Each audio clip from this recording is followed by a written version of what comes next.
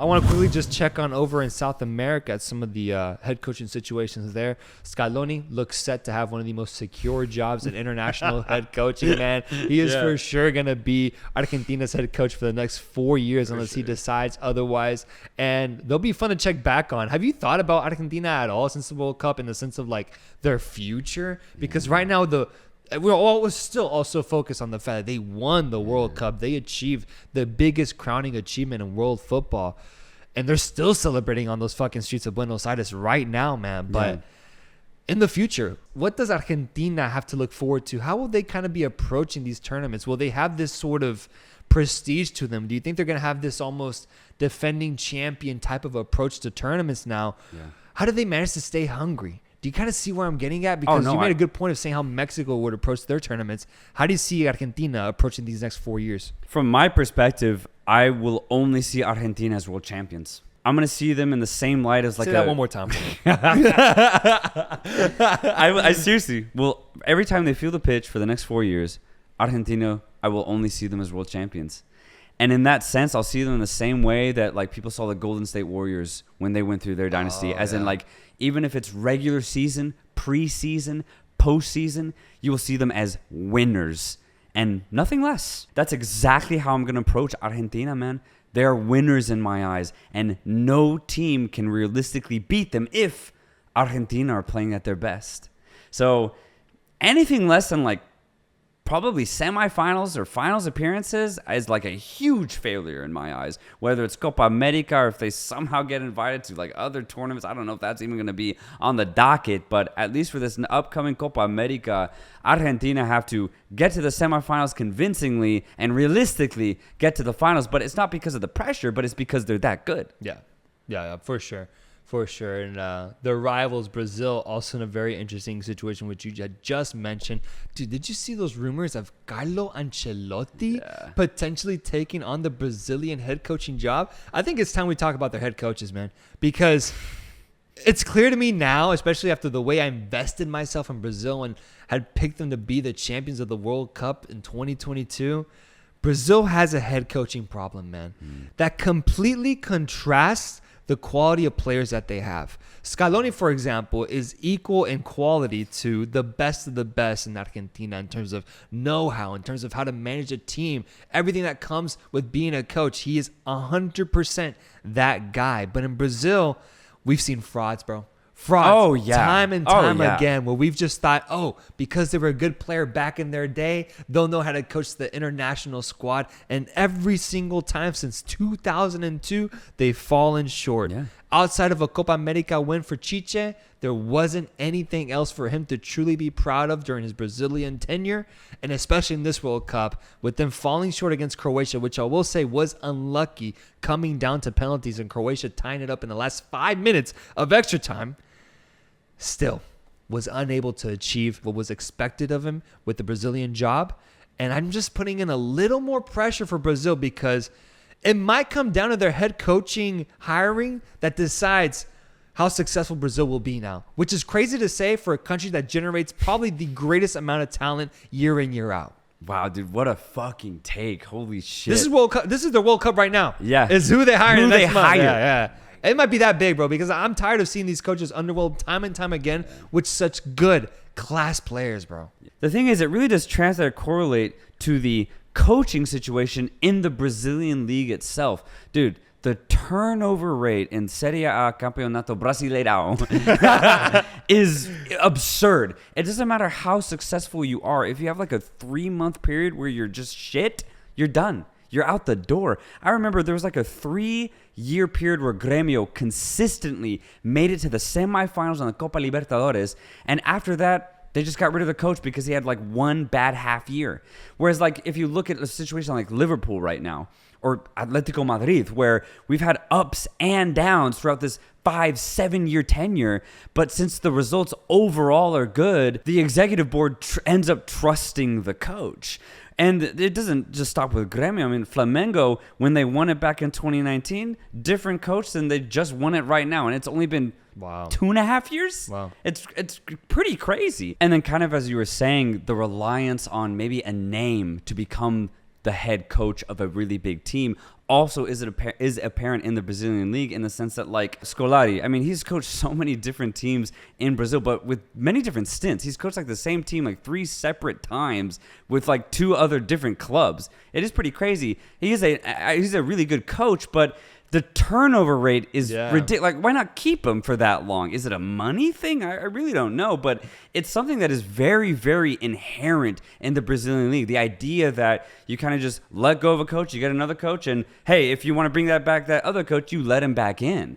And I think it definitely is apparent that they kind of treat the Brazilian national team in a very similar way. When in 2010 they had Dunga, right? A player back in his day, but was he the best coach?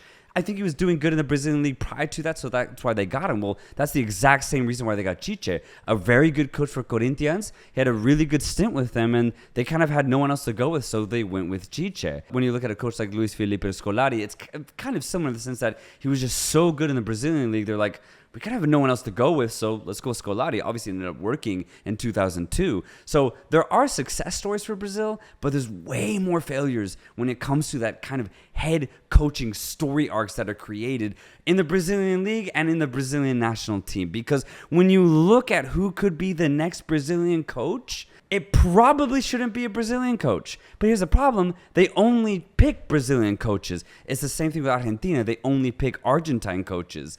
It's probably comes down to a pride thing, which I think is okay at the end of the day, because as you said, Brazil as a country produced the greatest talent at the greatest rate that any country has ever seen in football. So I think from that perspective, it can be good to go with, a Brazil only type of coach. But when you look at the Brazilian league, the top coaches that are dominating it are foreign.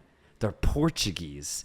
So that's where it gets really interesting. Vitor Pereira with Flamengo and Albert Ferreira with Palmeiras, both from Portugal. And when Flamengo won it back in 2019, Jorge Jesus, Portuguese. So for the first time probably ever in the Brazilian league, foreign coaches are actually more successful.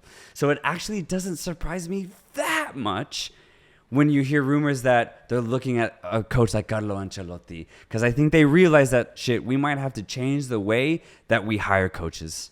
Yeah, and Ancelotti specifically, a master in managing egos, a master at managing big names. I think it's why Brazil's been rumored with Ancelotti. I saw Zidane be mentioned as well.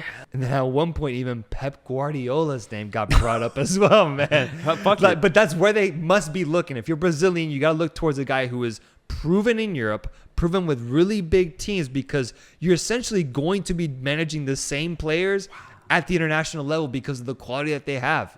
So it is kind of crazy, but I agree with you. I think the expectation I have now is for them to hire a foreign coach, stray away from a Brazilian, and look to someone that knows how to manage them and coach these really big, talented names.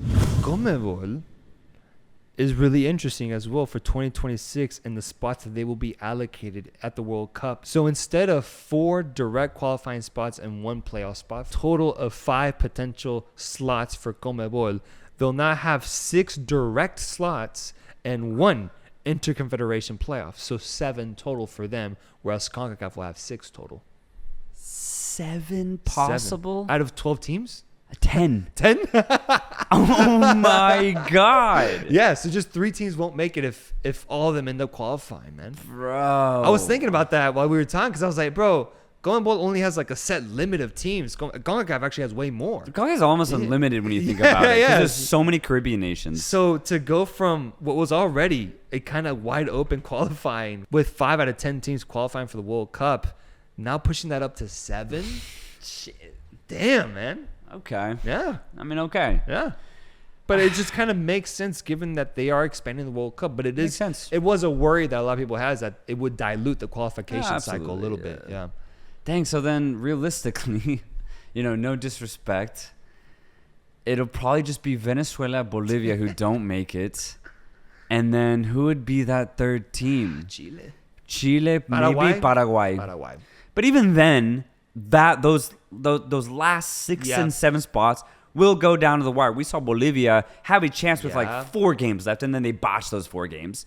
But they were there. They were there at a certain point throughout qualification. I don't know if Venezuela will be that bad either, man. Well, that's the thing. Venezuela's like they're an illusion, man. They always seem like they have a good team. It's been like that for but like- they just yeah. cannot do it Yeah. over the course of the entire qualification. They just can't. They can't figure it out. And I don't know if there's going to be any different these next 4 years. I just Beckham don't. man now, man. Yeah. A new qualification cycle with Beckerman at the helm. That's true. Potentially. It could mean something. Man, I think we're gonna see one team that we expect to go through just completely fail, like a Chile, or maybe even Colombia still finds a way to struggle. Maybe Ecuador doesn't do as well this time. No, I think don't we're say seeing that. I Don't think say we're gonna that. We see one- need to see I think we're Ecuador gonna at this see World one Cup. team, bro. One team, because I think right now, if we're talking 7 spots, it's Argentina, Brazil, Uruguay, Yeah. Ecuador, go. Colombia. I actually could see Peru faltering. I could. Peru. I could see them Peru. faltering. I guess what that really does is it makes, similar to CONCACAF, that bottom half get really, really competitive. Because realistically, the way it had been done, top 3 was always going to be Brazil, Argentina, and then some combination of like Uruguay or Colombia or maybe Chile, Yeah. right? And then it was just the rest of CONMEBOL fighting for that 5th spot. Fighting for that 4th spot, but it was always so tough because the top 3 were almost always guaranteed.